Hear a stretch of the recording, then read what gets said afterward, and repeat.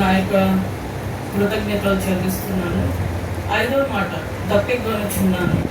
యోహాను సువార్త 19వ అధ్యాయము 28వ వచనం.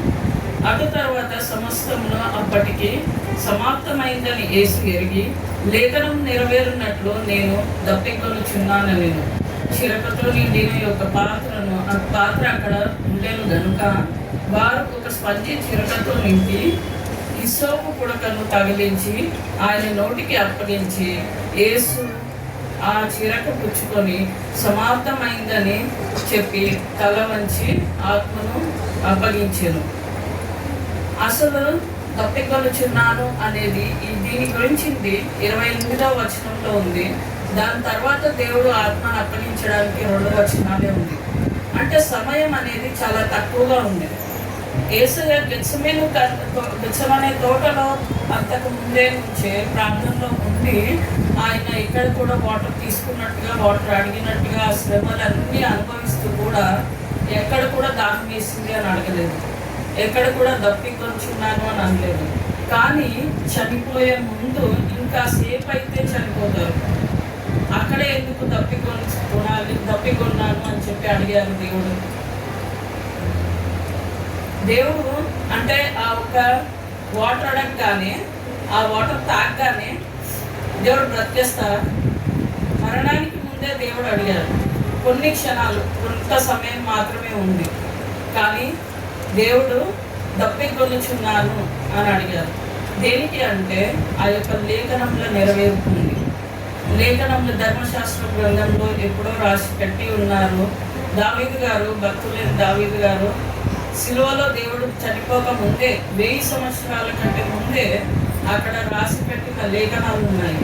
కీర్తనలు 22:15లో చూస్తే నా బలము ఎండిపోయి చిల్ల పెంకు వలె ఆయను అని చెప్పి ఉంది. ఆ యొక్క లేఖనాల నెరవేరుకు ఆ యొక్క దేవుడు ఆ క్షణంలో పలకాల్సి వచ్చింది. అదే కాకుండా 29వ వచనంలో చూస్తే మనము ఆ లేఖనాలు నెరవేర్చడానికి ఏంటి అని అంటే అక్కడ ఒకటి ఆల్రెడీ పెట్టి ఉందంట. ఏముంది అక్కడ? ఆ పాత్రలో చిరకతో నిండి ఉన్న అక్కడ పెట్టేసింది ఆల్రెడీ. అంటే ఎవరో ఈయన దాహం అడుగుతాడు, మనం అది ఇవ్వాలి అని చెప్పేసి అనుకొని పెట్టి లేదు. అక్కడ ఆల్రెడీ ముందే అక్కడ లేఖనంలో నెరవేర్చబడాలి అంటే అక్కడ అది ఉండాలి. కాబట్టి ఏ సమయంలో ఏది ఉండాలో దేవుడు అక్కడ ఉంచాడు. అలాగే కీర్తనలు 69:21లో కూడా దేవుడు ఏం చెప్పాడంటే, వారు చేతులు నాకు ఆహారంగా పెట్టింది, నాకు దప్పి అయినప్పుడు చిరకను త్రాగనిచ్చిరి అనే వచనం కూడా అక్కడ ఉంది 69:21లో. అంటే ఆ వచనాలు అవన్నీ దేవుడు చెప్పిన మాట సున్నా తొల్లు కూడా పోదు అనడానికి దేవుడు ఆ లాస్ట్ చివరి మాటలో వాక్యమే దేవుడై ఉన్నాడు. ఆ లాస్ట్ చివరి వరకు కూడా దేవుడు చనిపోయే ముందు కూడా ఆ యొక్క లేఖనాల నెరవేర్పు అనేది జరగటం కొరకు, ఎప్పుడో రాసి ఉంచిన లేఖనాల నెరవేర్పు జరగటానికి అక్కడ దేవుడు అక్కడ ఆ మాట పలకాల్సి వచ్చింది. ఇంకా అంతేకాకుండా యేసయ్య కీర్తనలు 22:69 మనం చదివితే కానీ ఆ 2వ అధ్యాయం కూడా సిలువని గూర్చి ఉంటుందన్నమాట. సిలువని గూర్చి ఆ యొక్క లేఖనాల నెరవేర్పు కొరకు అక్కడ రాసి ఉంటుంది. దేవుడు వాటర్ అడిగాడు అని అంటే నిజంగానే మోషేని 40 సంవత్సరాలు అతని యొక్క ప్రజల్ని దేవుడు దాహం వేస్తుంది అంటే బండ నుంచి నియమించిన దేవుడు, అక్కడ ఎంతో మంది కనాను పెళ్లి విందులో నీళ్ళని ద్రాక్షారసంగా చేసిన దేవుడు మళ్ళీ అక్కడనే ఎందుకు నాకు దాహం వేస్తుంది అని అడగాల్సి వచ్చింది? ఆయనే ఎంతో మందికి దాహాన్ని తీర్చాడు. మీకు దాహం ఉంటే దప్పికొను వారులారా నా యుద్ధకి రండి అని చెప్పి దేవుడు చెప్పాడు. అంతేకాని నాకు దాహం వేస్తుందని ఎక్కడ అని అంటే దేవుడు అడిగాడు. సుకాలోని ప్రాంతంలోకి దేవుడు వెళ్ళి ఒక సమరయ స్త్రీని వెళ్ళి, అమ్మా నాకు దాహం వేస్తుంది, తాగడానికి నీళ్ళు ఇవ్వమని అడుగుతాడు.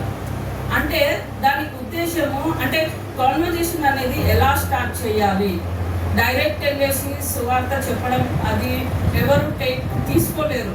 సో అలా వెళ్ళి ఒక కాన్వర్జేషన్ మొదలుపెట్టి నార్మల్గా వాటర్ అన్నప్పుడు ఎవరైనా ఇస్తారు, దాని ద్వారా ఆ కన్వర్జేషన్ అనేది పొడిగింపబడి అక్కడ ఏసై వెళ్ళి శిష్యులందరూ వెళ్ళిపోయారు. ఏసైని వచ్చేసి ఆహారం కొనుక్కురమ్మంటే అందరు వెళ్ళిపోయారు, ఏసై ఒక్కడే ఉండాల్సి వచ్చింది.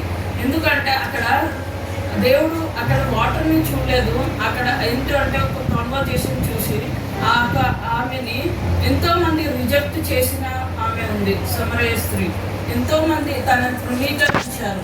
తనని దేవుడు రక్షించడానికి, ఆ యొక్క రక్షణలోకి తీసుకురావడానికి తన ద్వారా తనని దేవుడు ఎన్నుకొని తన ద్వారా ఆ విలేజ్ మొత్తాన్ని దేవుడు రక్షణలోకి నడిపించాలి. కాబట్టి దేవుడు అక్కడ దాహం వేస్తుంది, అమ్మ నాకు కొన్ని నీళ్ళు ఏమని చెప్పాడు అనమాట.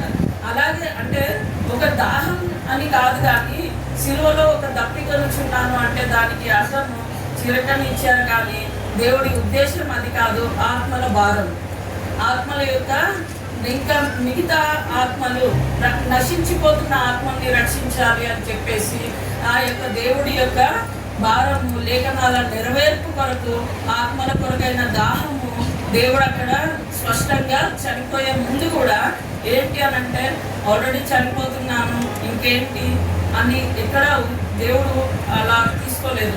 నేనైతే దేవుడి చిత్తాన్ని నెరవేర్చాను కదా, ఇంకా సేపట్లో ఎవరైనా ఇంకా సేపట్లో చనిపోతున్నానంటే ఏం చేస్తాం మనము? టెన్షన్ పడతాము. అసలు ఎక్కడ ఏ వస్తువులు ఏం పెట్టామో, డాక్యుమెంట్స్ ఏంటో ఏవో కూడా మనము అప్పచెప్పము మన వాళ్ళకి. వెళ్ళిపోతాము. మనం వెళ్ళిపోయిన తర్వాత మిగతా బతుకున్న వాళ్ళు ఫైండ్ అవుట్ చేసుకుంటారు ఎక్కడ ఏముంది, ఈయన సంబంధించి ఏముంది అని చెప్పేసి బతుకున్న వాళ్ళు ఫైండ్ అవుట్ చేసుకుంటారు. కానీ చనిపోయే ముందు ఎవ్వరు కూడా ఆ ఆలోచన కూడా రాదు. కానీ దేవాది దేవుడికి నీ గురించి, నా గురించి, మన గురించి, నశించిపోతున్న ఆత్మల గురించి ఎంతో భారం ఉంది. అదే కాకుండా దేవుడు నశిస్తున్నప్పుడు నశించిపోయే ఆత్మల దాహము, ఆ యొక్క భారము, చీకట్లో నుంచి వెలుగులోకి, నశించిపోతున్న మనల్ని నిత్య నరకాగ్నిలో నుంచి పరలోకంలోకి, మరణంలోకి, జీవంలోకి దేవుడు మనని తీసుకొని రావడం కొరకు దేవుడు దప్పికొనిచున్నాను అని చెప్పేసి ఆ వర్డ్ అక్కడ పలకడం జరిగింది. నిజంగానే ఆత్మల భారం.